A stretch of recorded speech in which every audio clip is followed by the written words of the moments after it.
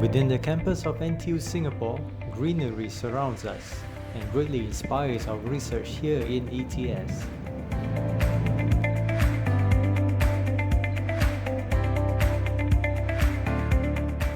Hi, my name is Shah and I'm a third-year PhD student in Professor Cho Namjoon's group here in ETS NTU.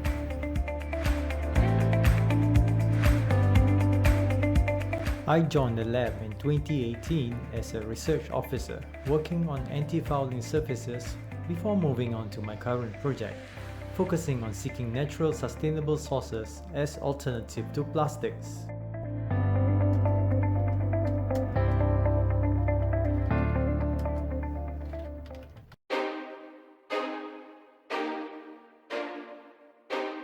Production and application of plastics are increasing. In 2015, the global amount of plastic production has reached 322 million tons. In Asia Pacific alone, the amount of plastic used in packaging alone has been projected to increase on average 3.5% year on year. The true problem of plastic is the pollution it causes to the environment, and it is becoming increasingly prominent. Plastic waste have been detected in soils, oceans, and even in places with rare human activities such as the Antarctic.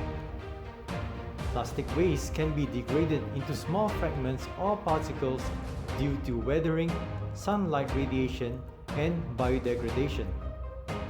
The small particle size and low density enable microplastics to escape the traditional wastewater treatment process and enter into the marine systems.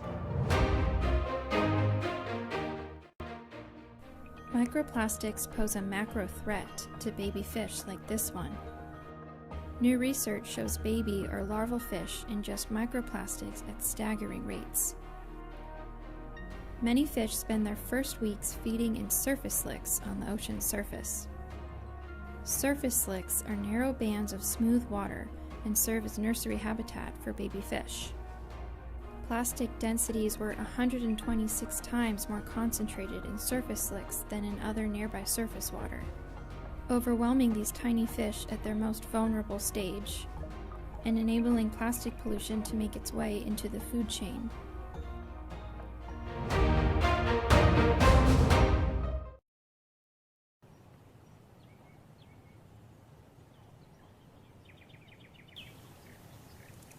Here in ETS, we are working on utilizing a largely untapped source of ultra-tough materials: pollen.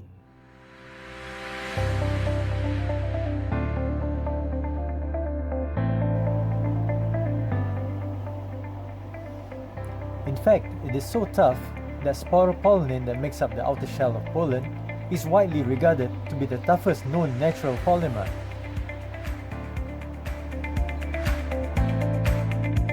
The diamond of the plant world. However, upon stimulus during fertilization, the pollen shell softens and allows the pollen tube to emerge. So what if we could devise a way to make this tough pollen soft in a controllable manner? In our recent publication in Nature Communications, we show that through a simple alkaline process and heat treatment, we can significantly soften the pollen shell to form a pollen microgel. The level of stiffness can be easily modulated simply by controlling the incubation time under alkaline conditions. And with this newfound property, we could start using pollen as building blocks to make a variety of 2D and 3D structures, such as macroporous sponge scaffolds for oil absorption and tissue engineering applications, and moisture-sensitive pollen paper for biosensors and micro-robots. Furthermore, these pollen microgels have pH-responsive abilities, making them smart polymers. This further opens up the potential of pollen to be applied to a multitude of applications such as healthcare, drug delivery, and of course, novel materials as alternatives to plastics.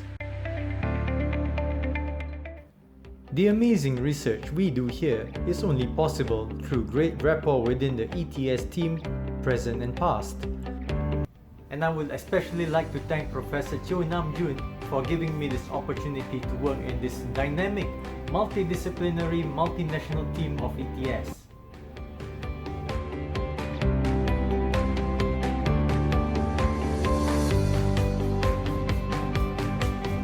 I hope you enjoy the rest of the conference. Thank you.